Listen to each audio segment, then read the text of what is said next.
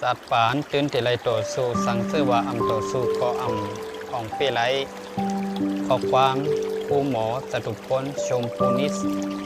มันใจเปลี่ยนคนมีตังผู้แลคนปันแห่งเสือคนหนึ่งที่ในเมืองไทย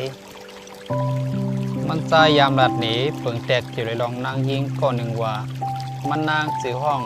จอนสื่อเคเฮินจกมกมันนางเป็นกวนตัวเล็กกวนปอกอันนั้นก็กวนแอกมันนางเป็นกวนเหตุการณ์ผายเปียก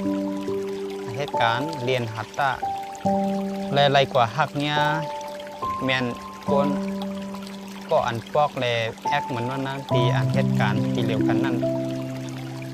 ซื้อมันใจห้องว่าโซสองก็ไรเตนาเฮิรนจำกันเส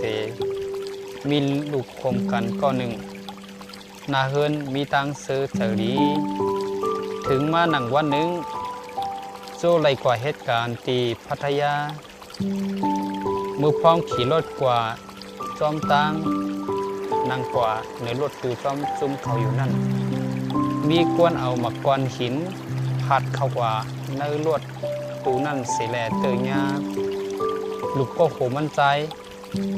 เสียไหลลูกกว่าจอนในคัดเจอเลี้ยงลูกล้างมันก็เหลียว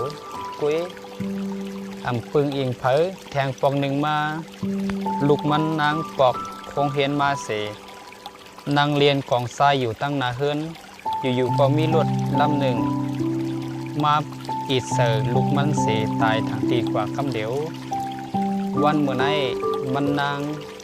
เปลี่ยนก้นเฮ็ดน้ำพิษเสขายกว่ากูตีและเฮ็ดอยู่ตาเส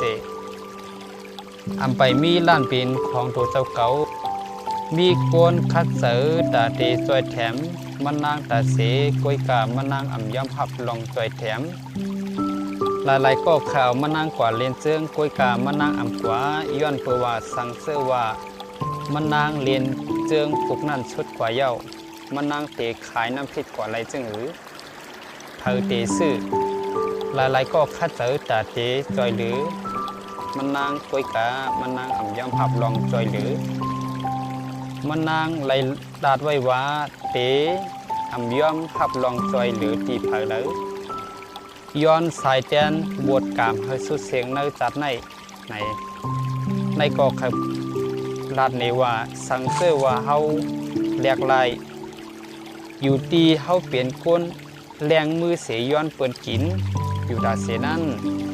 กำตามือตูเจ้าเก่าเสียลูกขึ้นมาต่อสู้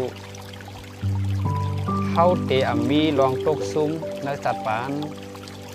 พออ่านเตเปลี่ยนก้นกัดแขนโลเฮ็ดให้ตัวเจ้าเก่าลงแหลมต่างๆซึ่งในเป็นข้อความอันคึกแคมและมีตอนสอนอันมั่นใจไล่ลัดไว้สังเสว่าตัววิดีโอในสุดขอยาวในอย่าลืมเทค subscribe เทคปันแห้งเทคไลค์ปันเสกำผาสังเสว่า